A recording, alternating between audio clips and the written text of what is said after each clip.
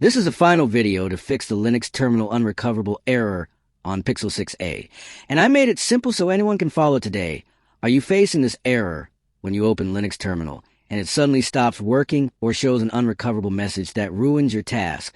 This problem appears when a Linux container breaks after an update, storage glitch, or a wrong permission sync, and Android then fails to talk with the Linux system correctly. Many users panic because the error looks serious, but the cause stays simple. Most videos on YouTube and posts on social media explain this with long commands, risky resets, or confusing steps that waste your time and still fail. I know that pain, and that is why Rex has tested a clean and safe trick that works fast without deep tech skills. This secret easy trick refreshes the Linux environment the right way and fixes the link between Android and terminal without touching your personal data.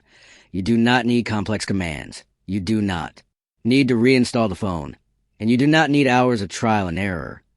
You just need one smart move that resets the broken part and brings terminal back to life. Many Pixel 6a users already fixed this issue after using this method from Rexist.